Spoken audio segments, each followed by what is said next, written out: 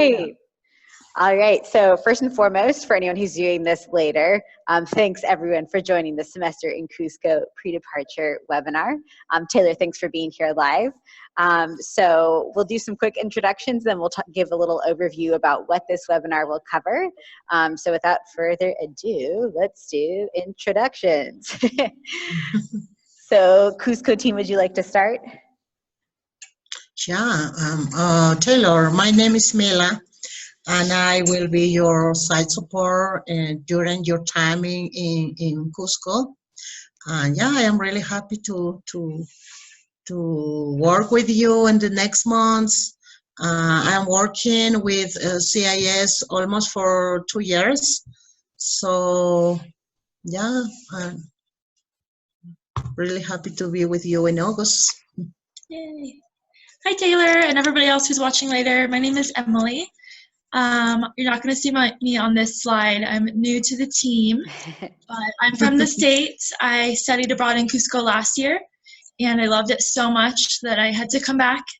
So I'm here for a couple months this summer, just helping out Mila and the rest of the staff, just supporting the students with whatever they need.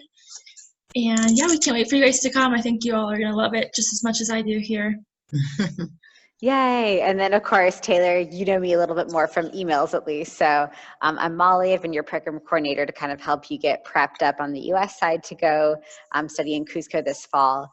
But I'm sure Mila and Emily would love to hear a little bit from you about yourself before you arrive. So yeah, I'm Taylor. I'm from Michigan. I attend Adrian College. This will be technically the start of my junior year. I'm a double major in business and Spanish, hence why I had to pick a Spanish country.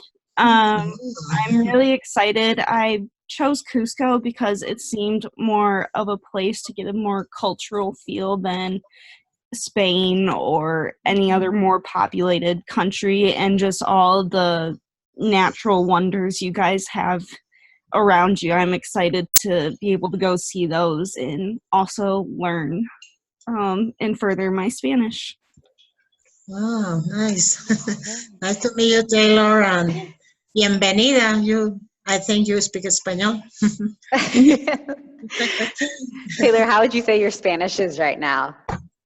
I get everything pretty much like grammatically, but I always get really nervous when I have to speak it. So this is going to be a huge change for me, and I hope to boost my confidence with it. Yeah, the good thing about Cusco is that, in my experience, they have a very neutral accent, and they speak so slow that they're some of the easiest people to understand. And they're very patient here with all levels of Spanish. Like, they want to communicate with you, so it kind of takes away from the anxiety of having to speak. I think you'll feel a lot more comfortable after you leave with your Spanish. Oh yeah, that sounds amazing. It's great. I was the same way. I was like, I've done it in a classroom, but I've never really spoken in person to a lot of people. But as soon as you're here, they make you feel really comfortable with it. So it'll be good. Awesome. Well, thank you both. You will practice with your homestay family, Yeah. so yeah, for a month. Yeah. Awesome. Well, then let's move forward a little bit, and I guess we can give a little overview of what we'll be talking about today. So first and foremost, we'll talk a little bit about more generally about life in Peru, and then we'll move on to talking a little bit more about some preparations that you need to make sure you've done before you depart for Peru, including what to pack, what kind of documents you need, and what your arrival will look like, and how the first few days will play out on site. And then finally, we'll talk about, most importantly, health and safety. So how to stay safe and healthy while you're abroad. So let's go ahead and move things over to life in Peru. So I guess would you all like to talk about, I guess, just like the broader strokes about Peru in general?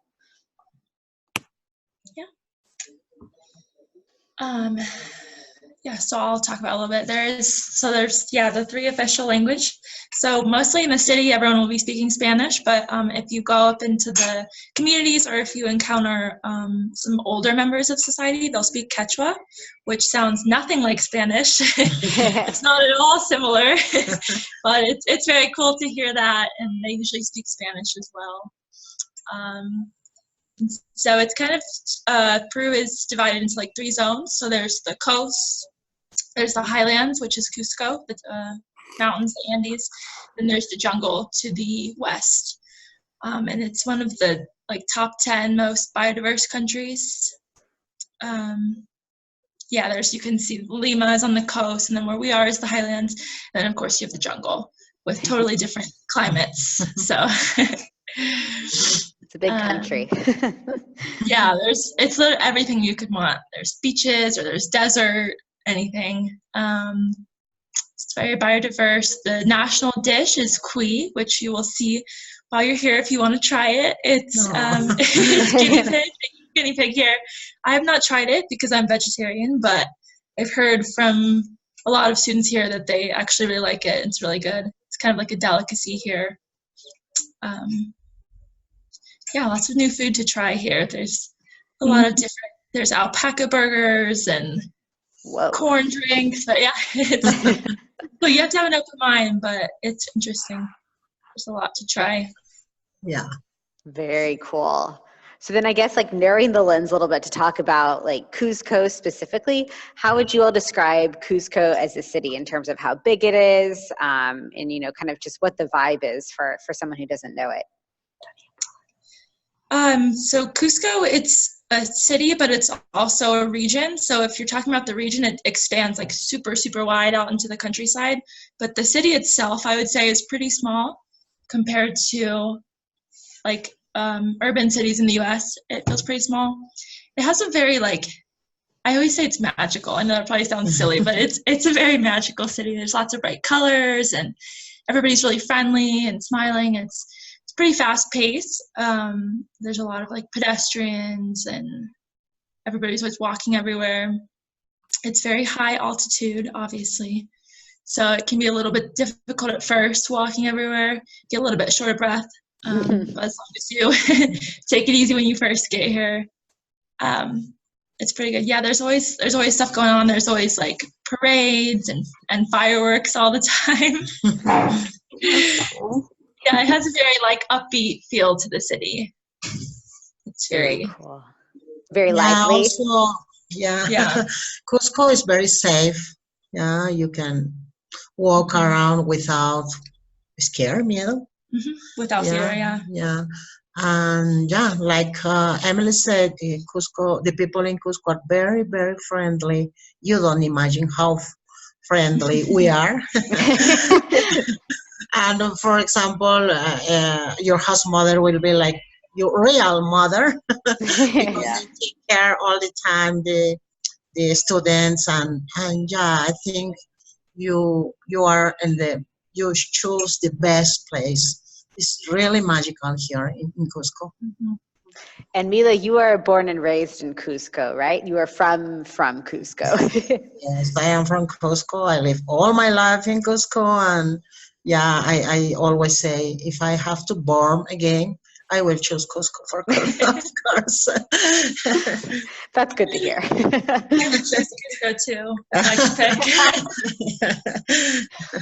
We are looking for a boyfriend for Emily. Get her to stay. Very cool. So then shifting gears a little bit, we of course talked about Peru at large, and then of course Cusco, a little bit smaller. So what about UCIL? What about the Extension Center itself? Can you tell us a little bit about what that's like for students? Yeah, so that's the school that I went to last year too. So I took classes there for a summer. It's a really good school. It's very small. It's not, I think when I was there, we had maybe 30 or 40 students. But you can see in the picture in the top left, they have a big courtyard area, which is really nice if you want to study or if you have time between classes, you can just hang out there. And the location of it is prime. It's right near the city center. So if you have time after or before class, just walk, you know, a couple hundred feet and you're right there in the plaza, which is really nice. All of the staff there, the dean, I guess, or all the coordinators and all the staff there are super nice. They always make you feel like you're the best group there, and they're so excited to have you, and they just make you feel like family and like you can go to them with anything. And they do a lot outside of academics. So on the weekends, they'll organize volunteer trips or to see some ruins. So there's always something going on. Yeah, there's always something going on there. It's kind of like your home base. That's awesome. Very cool.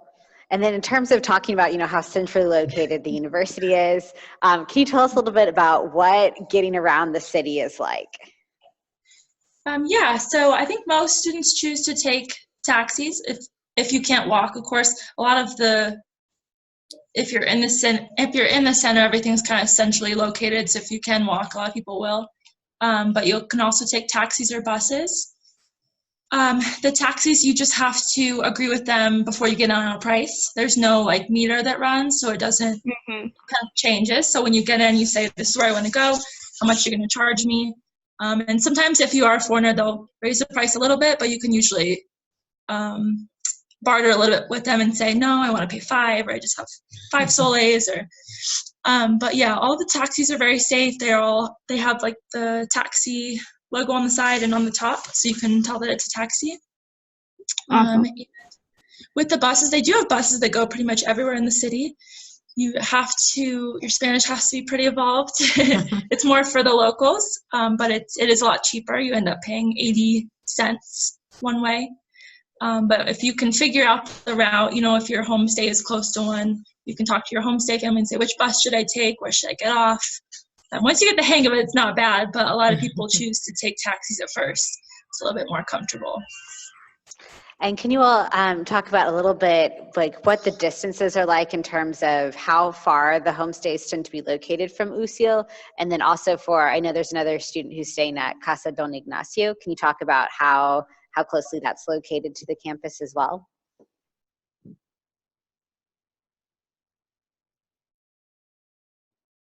In the city, I walked every morning. I think it took me about 15 minutes to walk to the campus, which is about the same as the city center. It is the city centers.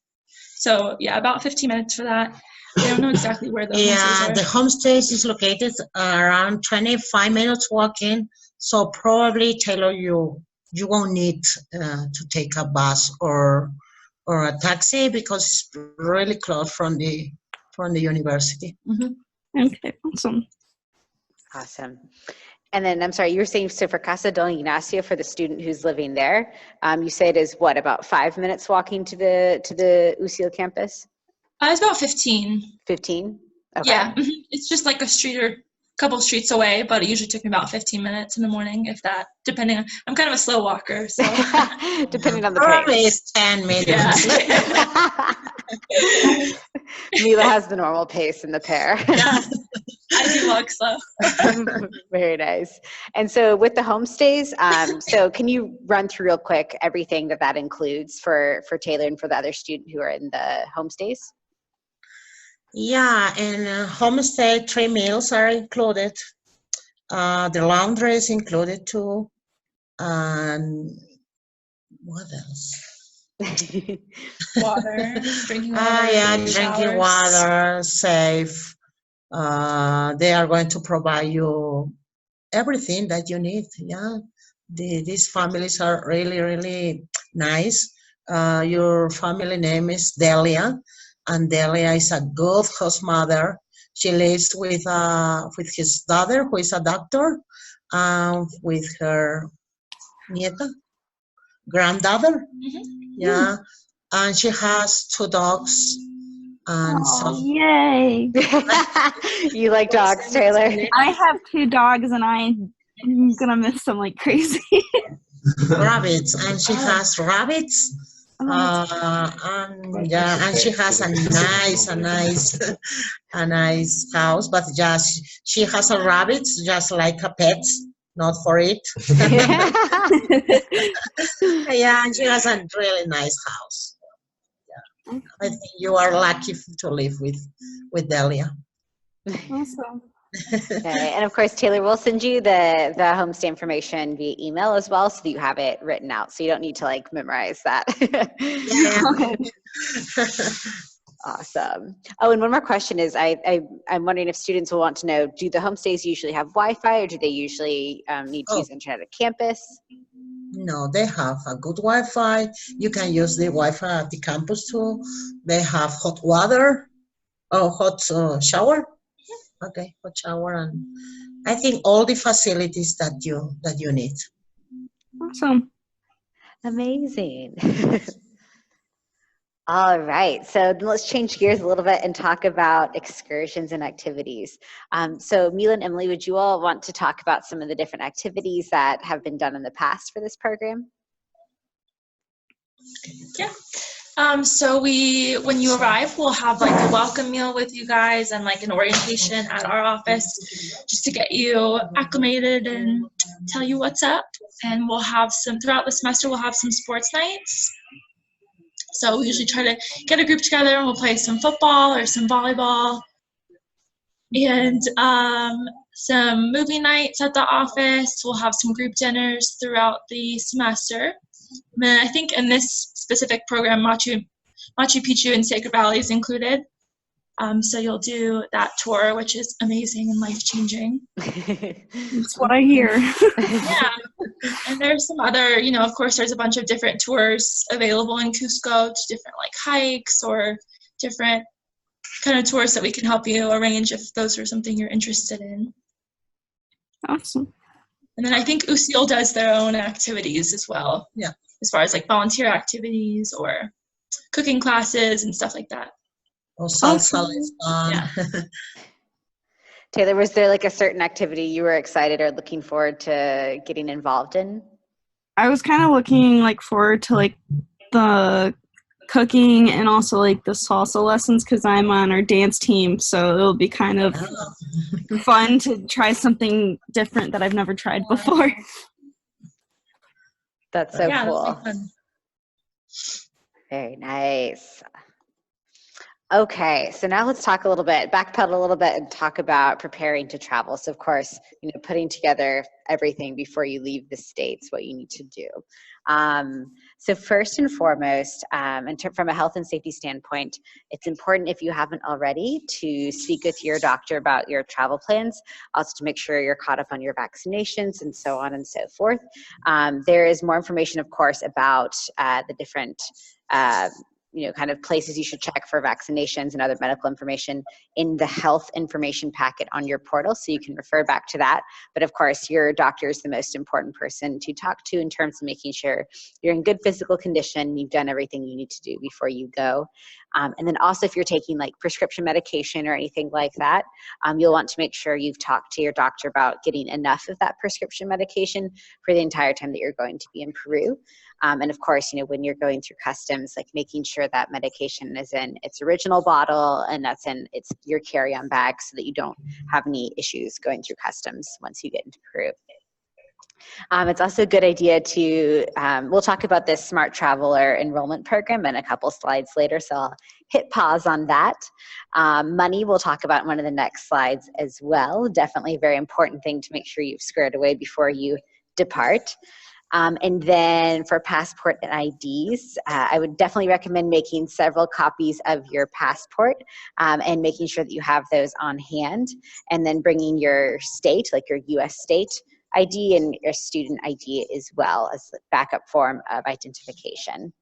And then, of course, this may seem obvious, but make sure you have your plane tickets booked and make sure you have them printed out and handy for when you go to the airport. So you know exactly what time you need to be where in terms of boarding and gates and all that jazz. So I guess let's talk first about cell phones and money more specifically. So Emily and Mila, do you want to talk about what are kind of the different cell phone options for students when they come to Cusco?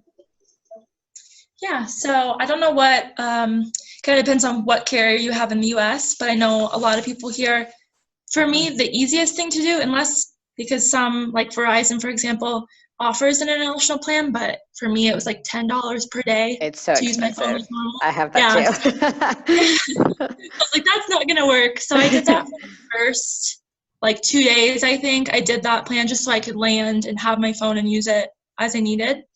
But beyond that, really the easiest thing to do, I think, is to buy a Peruvian SIM card.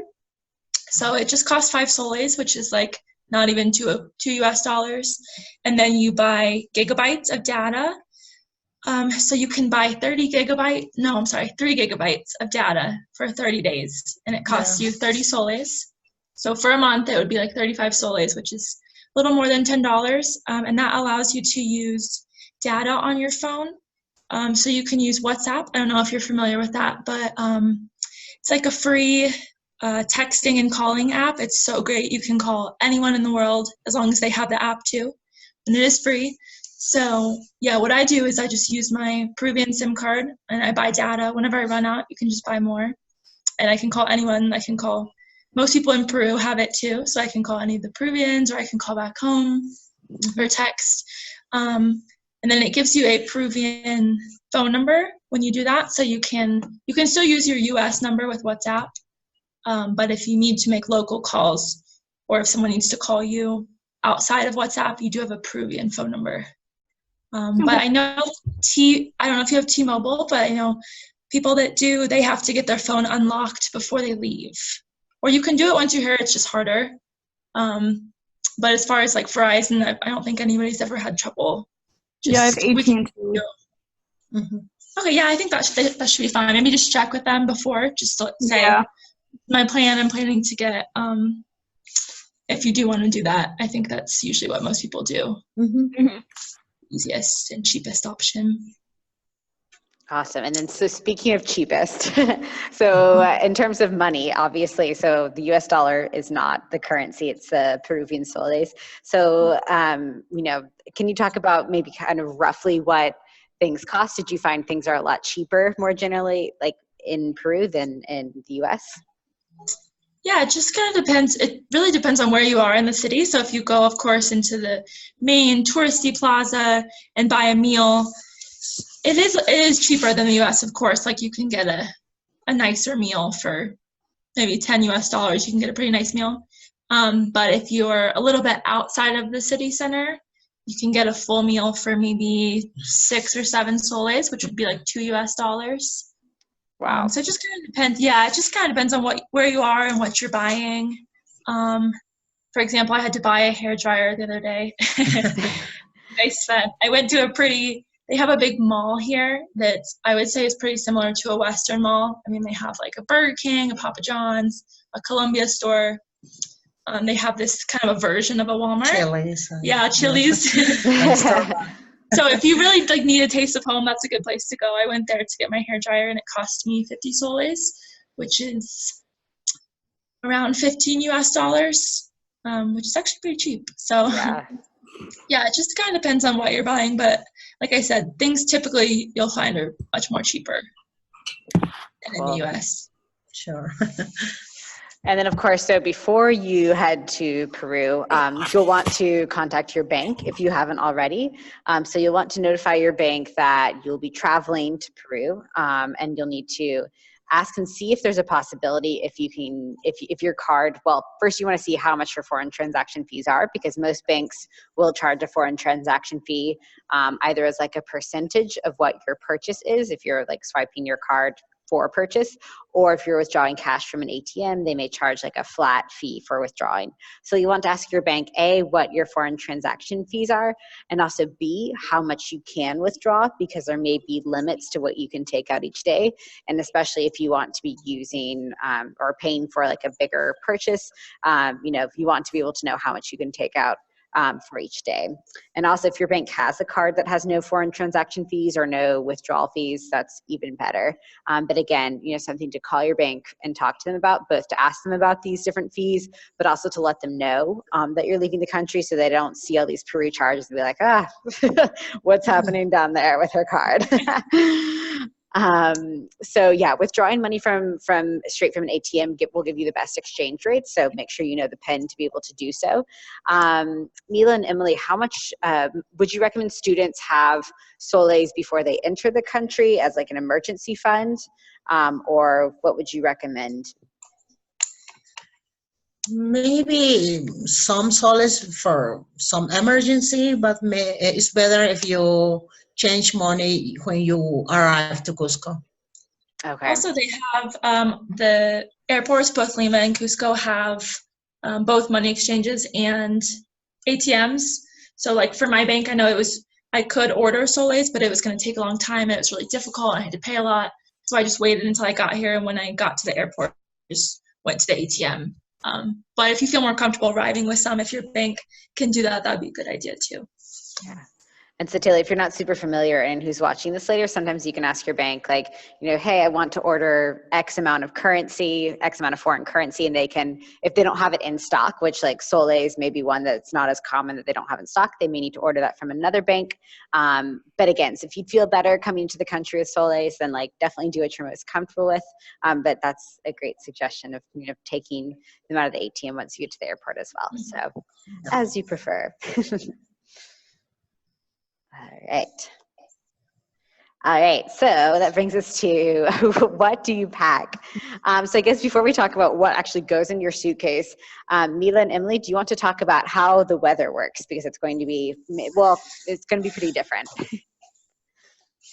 Yeah, the weather in Cusco is really crazy now. Sometimes it's raining, it's hot. I think in one day we have many. 4 seasons. 4 seasons. Yeah, 4 seasons in one day. Yeah, it's a lot of layers. Like I know at least for right now, the season we're in, when we wake up in the morning, it's freezing cold, but by noon or 1, if I'm in all these clothes, I'll be sweating. So it's definitely about layers because the temperature does go up and down throughout the day. But I don't know if it'll be the rainy season. Yeah, it's starting in October, so you will see the rainy season too in Cusco. So rain gear will be super important, which you'll see on this list. Yeah. But do you all want to talk about a couple of like the different things that students have really found valuable to pack, like some good things for them to pack? Don't forget a travel converter. Yeah. Yeah. For the outlet, because even though a lot of times your appliances will fit in the socket, it's just a different voltage. For example, hence how I blew my hair dryer. So yeah. Wow. But I mean, you can buy things here too. So if there's any like hair appliances that you'd rather just buy here, that might be a little bit easier. And I know as far as Apple products, so like Mac chargers and iPhone chargers, those are already internationally compatible, so those don't have to go through a converter. But definitely bring all the chargers you might need, any medications, because you can get a lot of over-the-counter stuff here, but it might not be the exact stuff you're used to. So it's sometimes kind of comforting to just have the medications that you're used to taking. What else? Yeah, don't bring too many shoes because you're probably gonna end up wearing the same ones.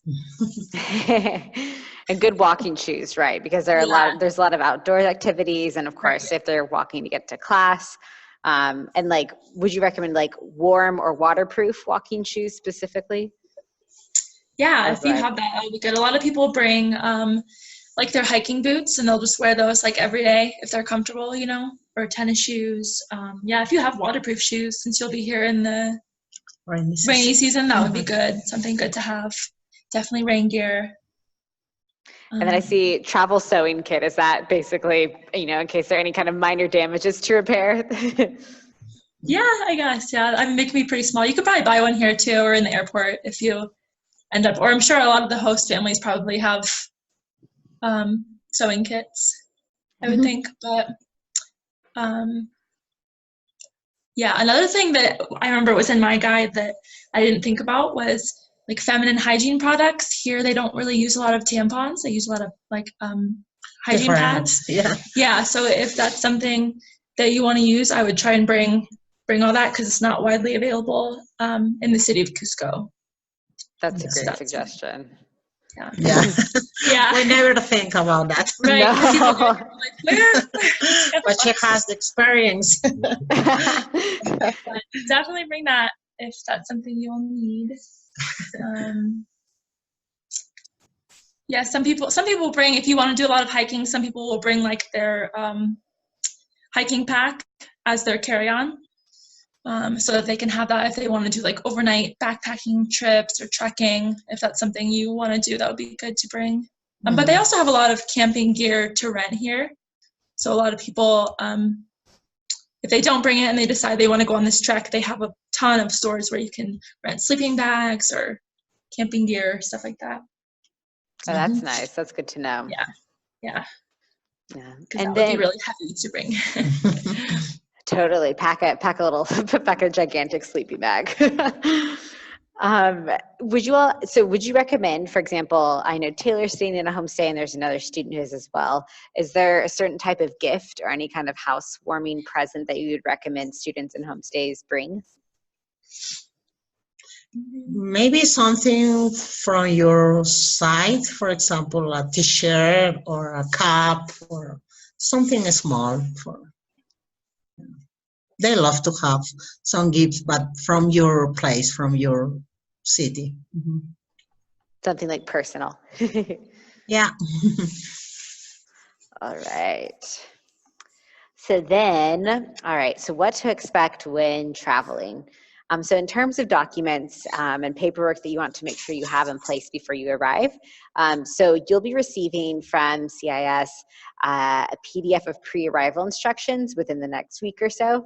So you'll want to print out this PDF when you get it. So what this contains is instructions about how your airport pickup is going to work, who you should contact if for whatever reason you don't see the team receiving you at the airport. And then, of course, it has a bunch of emergency numbers, and also instructions on, what to do if your flight gets delayed, what to do if your bag takes the scenic route. We don't like to use the term gets lost. It takes the scenic route because it gets there eventually, in all hope. So anyways, the pre-arrival instructions have all that information, so make sure that you print those out, put those in your carry-on so you have them handy. Of course, you'll need to bring your passport. Your USIL letter of acceptance will be sent to you with the pre-arrival instructions, so those will come in the same email, so you can just print both of those documents from there. As part of your program package, you're enrolled in CISI International Health Insurance. So there's insurance information right now on your CIS portal that you can print out and have accessible, which is great. But you'll also receive an email a few days before you arrive on site, and it'll have like a digital insurance card that you can screenshot, or if you can print it out, you can also do that. And that's really good to have saved on your phone or print it out in case, because if you do get sick, you want to have it just ready to go, not have to weed through all the inbox and the paperwork to figure out where it is. Of course, you want your credit and your debit cards, and we talked about this, but medication prescriptions, and if it's a prescription medication, enough for the whole time that you're in Peru. It's also a good idea to leave copies of your really important travel documents, like your passport, your credit or debit cards, with your emergency contact. So whether that's a parent or like a close friend, and that's in case, heaven forbid, your credit card gets stolen, your debit card gets stolen, something like that. If someone else has your bank information, again, stored safely, and someone you trust, then they can provide you that information so you can call the bank and ask for a new card or cancel the card if necessary. So again, leaving that important, sensitive information with someone back home is a great idea. And then in terms of long distance flights, Taylor, have you done a lot of flying before, or will this be one of your longer flights? I've been to Italy, I've been to Ireland, I've been to Hawaii, and I've been to Costa Rica too, so dang. I've flown that way too before. Well, okay, so do you want to teach us some things on long distance flights? It sounds like you have a lot of experience.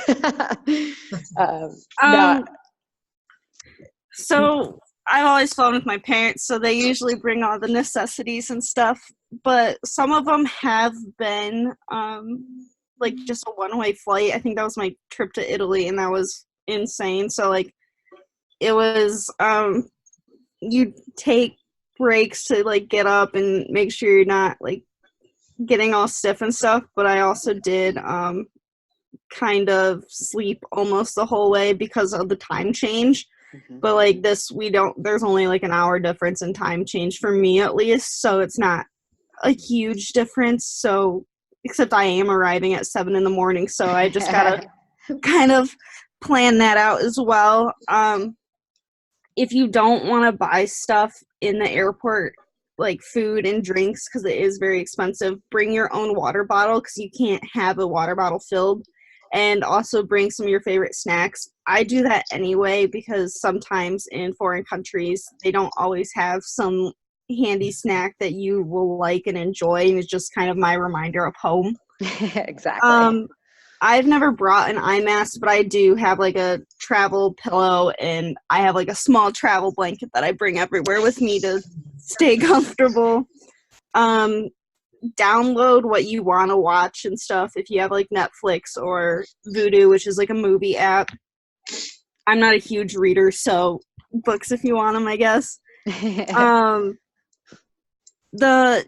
Just bring your necessary toiletries. Like I wear glasses and contacts, so if you need like eye drops or like your toothbrush and toothpaste, so just make sure it follows TSA's 311 rule. And then I've never packed 2 to 3 days worth of clothes. I usually have just like an extra outfit need be because I can wear the one I wore or something if anything like that happens. Okay. You are an expert. Look at you go.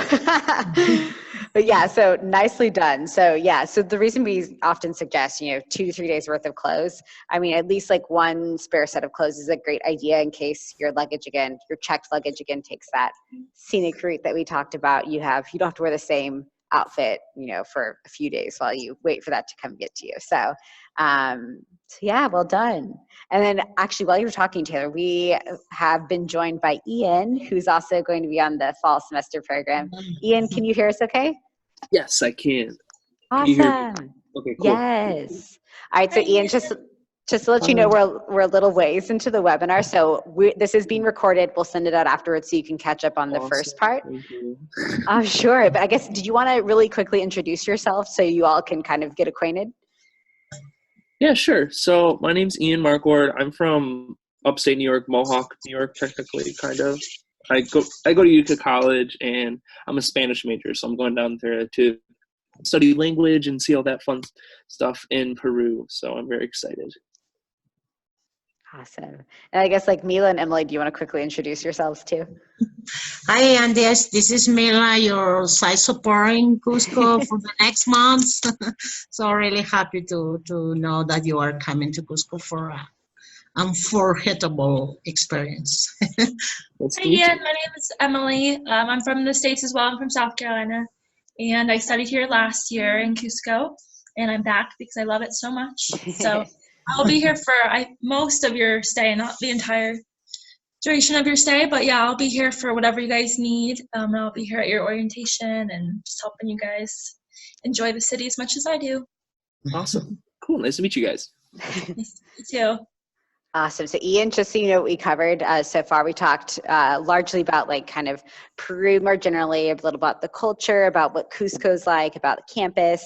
And then we've kind of shifted more recently into talking, we also talked about, of course, how to get around, kind of what the different accommodations are like.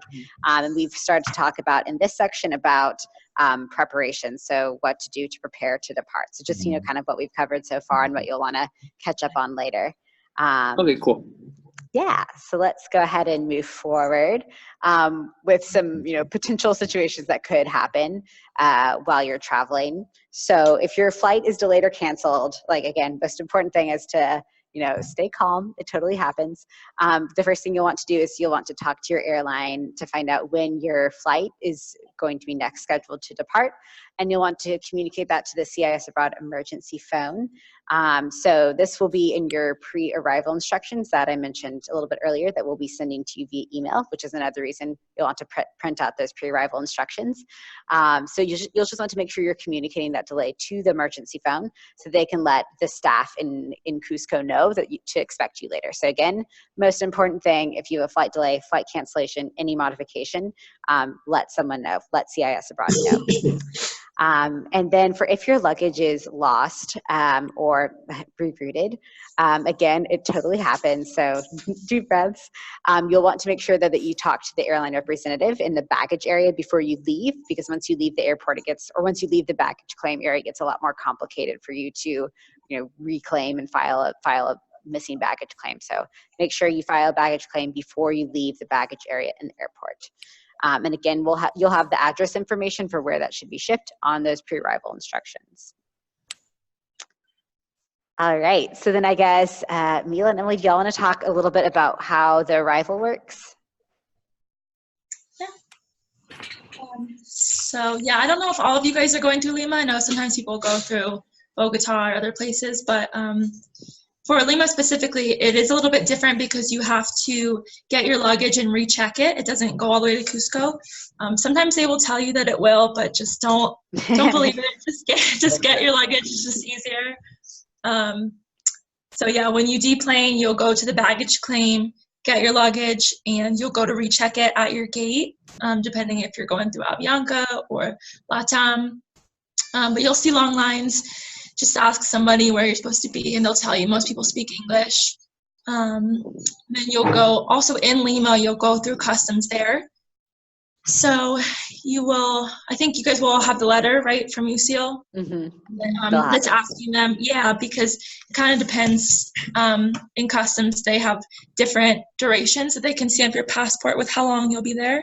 So they'll ask you, why are you here? Just tell them you're a student and that you're staying for X amount of days. You'll give them the letter, and they'll pretty much always give you the duration that you need. And then when you fly to, just to let you know, if you fly through Lima, sometimes they'll change your gate, but they don't always announce it like they do typically in the States. They'll say, we're changing the departure gate. They don't always do that, so just be very aware of, just constantly check and make sure you're at the right gate. And then when you get to Cusco, Mila and or probably me will be there at the airport. Yes, Emily. Yeah, it'll be me. So good. It's good that you can see my face. So we'll have a sign with your name on it, or it'll say CIS Abroad. It's not a big airport at all, so you should be able to see us as soon as you exit. You'll see us, and we will take you to either the Casa Don Ignacio Hotel, or we will take you to your homestay. Yes, and yeah, and they have little they have coca leaves in the airport if you want. They have a little basket that you can take if you want to chew on to help with the altitude. But it doesn't usually hit right away in my experience. But if you like that, you can look out for that little basket in the airport. Take what you can get. Yeah. All right. So then, of course, following arrival and airport pickup, can you all talk a little bit about how the first days on site will go? So yeah, the first day that you arrive, we'll pick you up, take you to your homestay, and you'll probably have a little bit of time to rest depending on what time you get in. Probably that evening we'll do the orientation, the CIS Abroad orientation.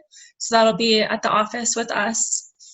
And we'll just go through some tips with you and make sure everybody's getting settled okay. And the next day, Friday in the morning, you will have a welcome ceremony at UCL. So that'll be all of the students at UCL for the semester. They usually have some snacks and stuff. And then we, CIS, will have a welcome lunch with you guys and a walking tour around the city, just to kind of show you where everything is, and so you can get acclimated. And then on Monday, that will be the first day of class at UCL. And there may be some activities that weekend with UCL. We're not exactly sure. They haven't been scheduled yet, but usually they have some sort of activities planned for that weekend. That's just like some welcome activities and fun things to do. So TBD. Yeah, we'll definitely keep you updated on that and let you know. when those get scheduled.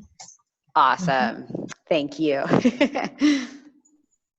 All right. So now let's shift a little bit into talking about, most importantly, health and safety during your study abroad program in Cusco.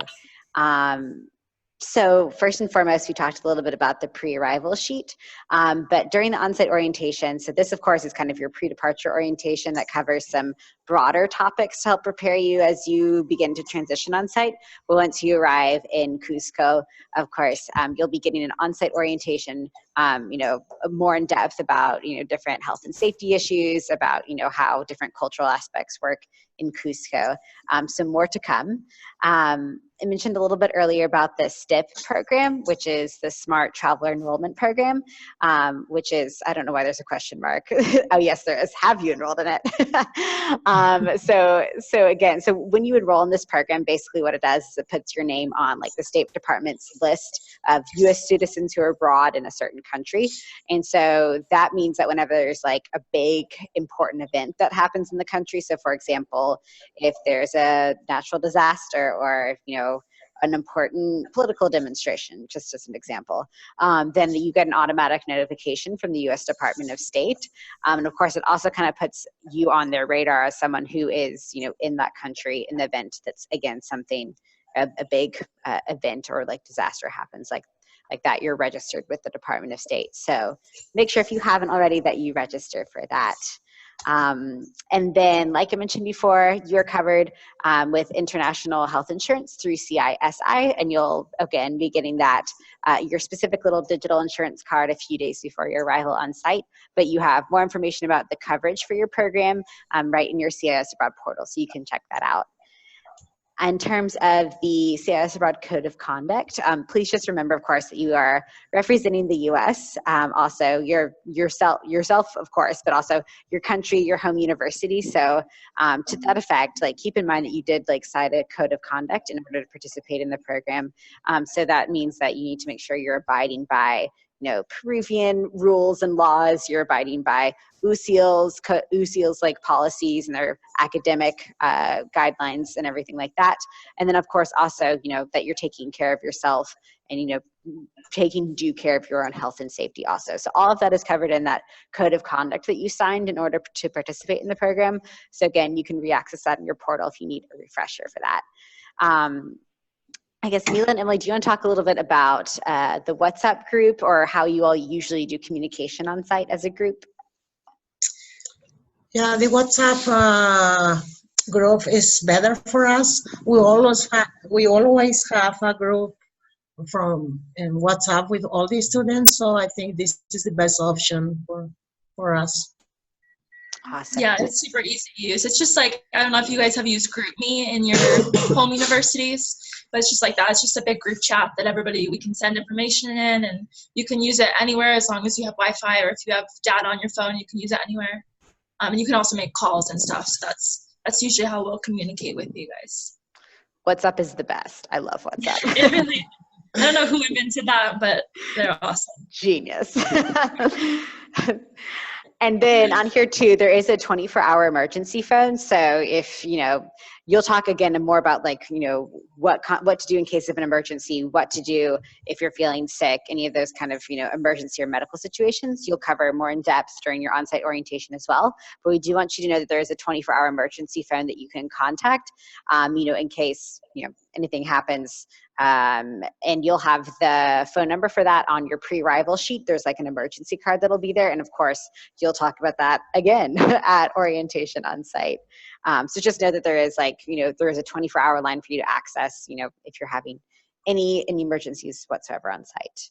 And I guess Mila and Emily, do you want to talk about a couple of these basic safety tips? Of course, I know that you'll be talking more about safety once students get on site. But do you want to share anything in advance about basic safety? Yeah, like Mila was saying earlier, Cusco is very safe. To be honest with you, I feel safer in Cusco than I ever felt in my city in the U.S., in Colombia. It's very safe, but still, you're still traveling, and that does make you a potential target for mostly pickpocketing is really the only thing you have to worry about here. There's not a lot of violent crime. Wouldn't worry too much about that, but definitely always keep track of all of your belongings. So don't keep phones in your back pocket, or don't walk around with a lot of money. Just like basic travel things. Always be aware if you're on like a bus or something. Always keep your backpack in the front. And then if you're going to go out at night, always go out in groups. Don't go withdraw a bunch of cash at the ATM at night. Just like basic in any city, really. It's not too much different, and it's very safe.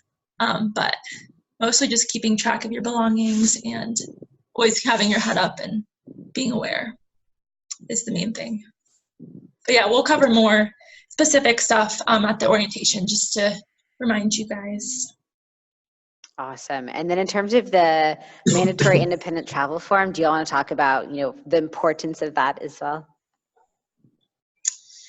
Yeah, so that's if, I think Mila probably knows more about it than I do. I'm not a CIS abroad employee, but going to travel on your own outside of the city, and it's not something that's organized with us or through UCL. There is a form that we need you to fill out.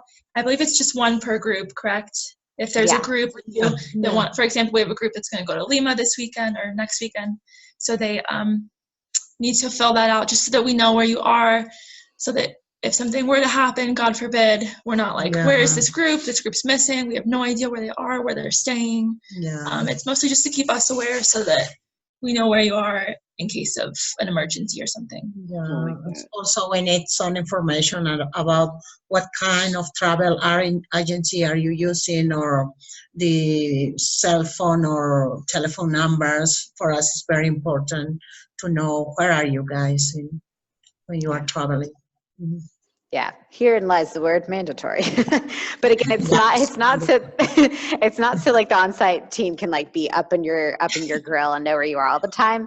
It's only, again, as a safety measure, in case there's an emergency, in case they need to reach out to you, like they need to have that information on hand, but they're not trying to snoop and get involved in your personal life. But again, it's a really important safety. I'm going there too. No. It's a really important safety measure, so make sure you're filling that out consistently when you're on site and when you're traveling. All right, and then, so talking now about altitude, food, and water safety. So do y'all want to talk a little bit more about altitudes, like sickness, and how that might hit you? I know, Emily, you were mentioning how that was a big adjustment for you. Yeah, it's strange because it doesn't hit everybody. It hits some people worse than others. It really just kind of depends on you specifically, your body, how it adapts. So it could be, you could just not really feel good when you land, or you could be fine for a week and then one morning you're just not feeling right. It just kind of depends. But it's not the worst thing in the world. It's mostly just a lack of oxygen to your brain. So you might feel a headache. The symptoms can kind of vary, but you might just feel kind of dizzy, or most people just experience a shortness of breath when you're walking around or doing a lot of physical activity. So we just tell you for the first couple days that you land, it's really important that you take it easy. Don't plan like a trek for the second day, just rest when you land, drink a lot of water.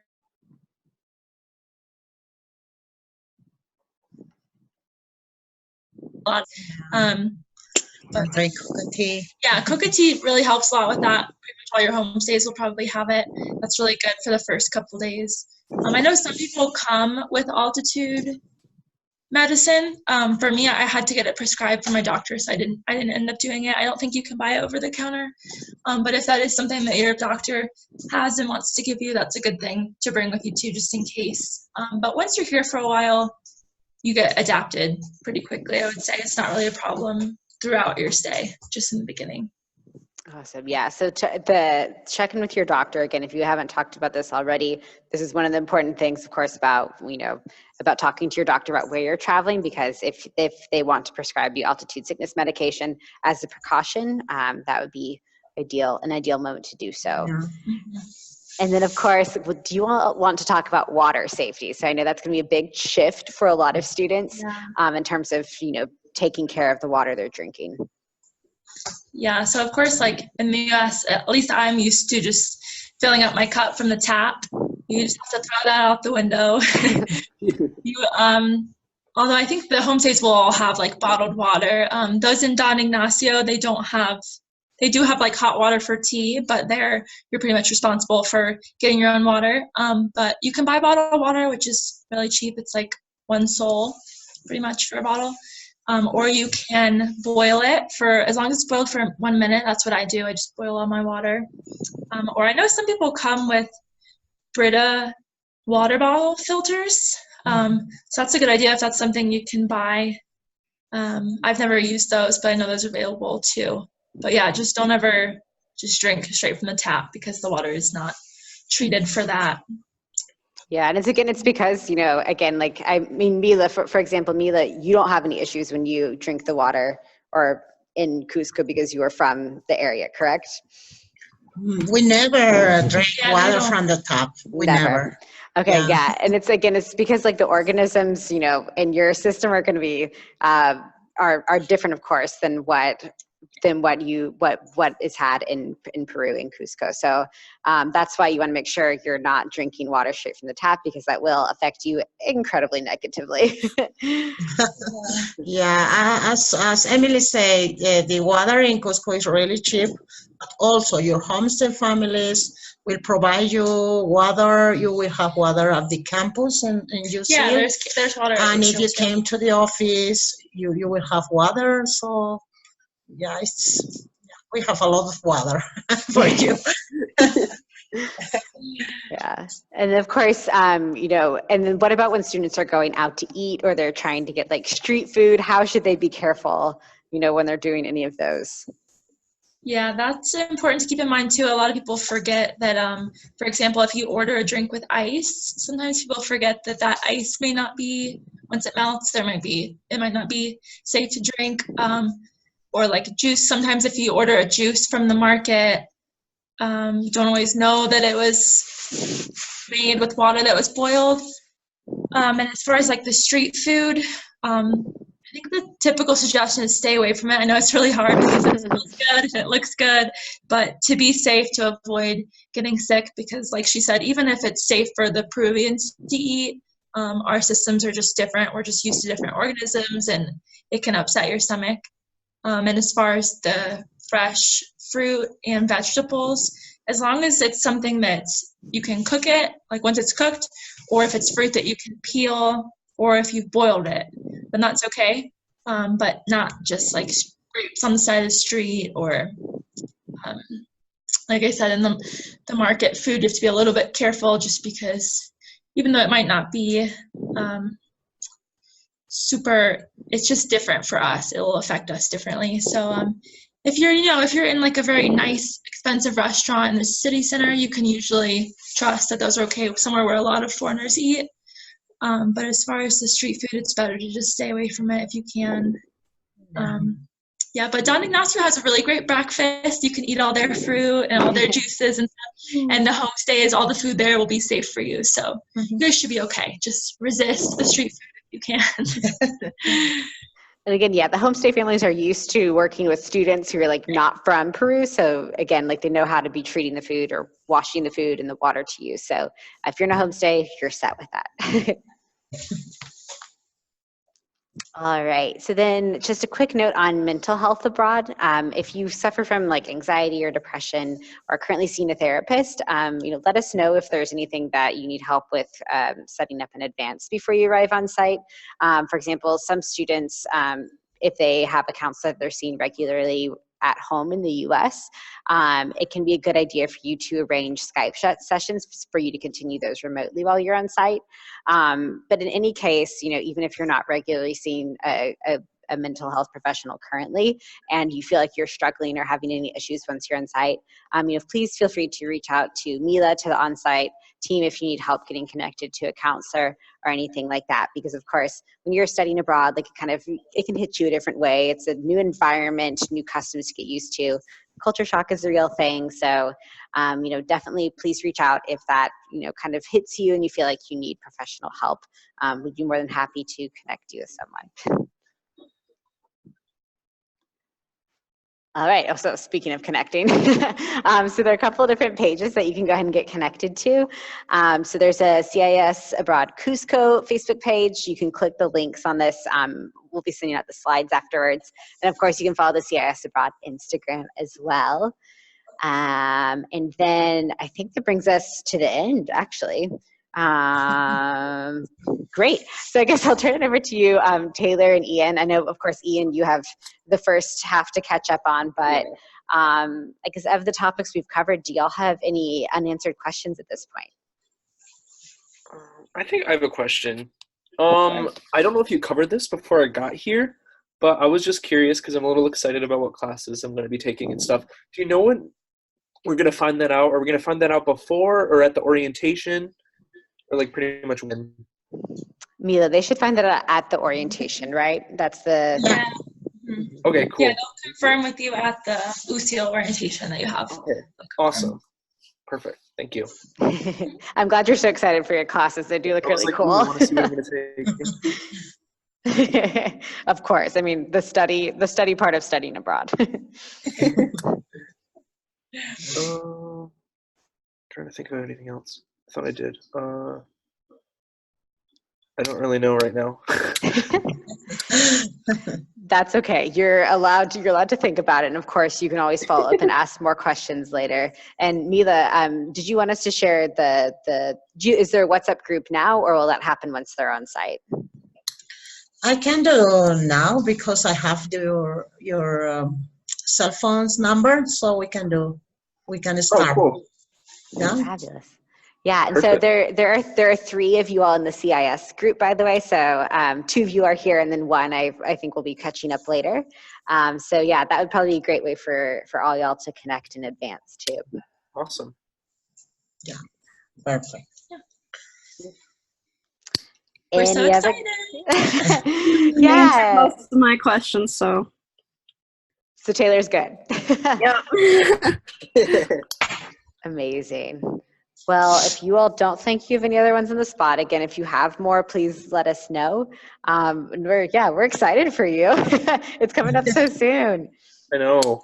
It like flew by me like so quickly. I didn't realize how quickly it was going. Bye.